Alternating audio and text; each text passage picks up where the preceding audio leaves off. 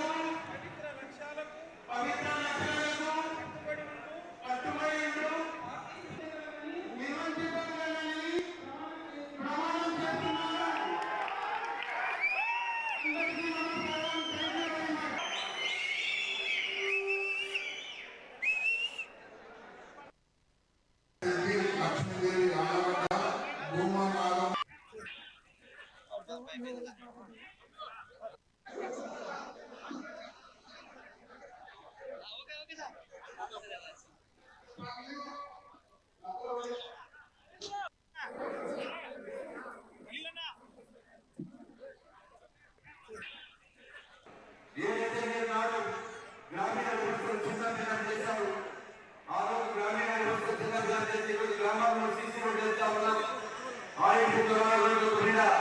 ఈ రోజు ఎక్కడైతే గుర్తం రాష్ట్రంలో కూడా గుర్తం రాష్ట్రం కూడా తీర్చిదిద్దుతూ ఉన్నాం. ఏ కార్యక్రమాలు తీసుకున్నా ఈ రోజు విధంగా పనులు చేస్తున్నటువంటి ప్రభుత్వం ఈ రోజు రెచ్చగొట్ట ధోరణిలో గ్రామాల్లో మన రెచ్చగొట్టాలని చూస్తున్నారు.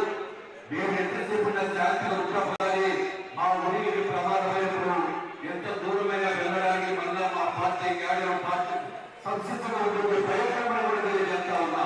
మీ మాదిరిగా రాష్ట్రాన్ని దోచుకోవడం లేదు. మీరు దోచుకొని తెలిసిపోతే ఈ రోజు మళ్ళీ వచ్చి రాష్ట్రాన్ని అభివృద్ధి చేస్తా ఉన్నా. ఏదేమైనా రేపు రాబోయేటువంటి ఎన్నికల్లో మళ్ళీ మనం గెలవాలి. మన అందరం కలిసికట్టుగా కార్యక్రమానికి అందరూ కూడా అభివృద్ధి తెలియజేస్తా ఉన్నాం. రాయలసీమ విషయంలో కూడా ఎన్నోసార్లు ప్రయాణం చేశాం. ఏ విషయాలు తెలుసుకున్నా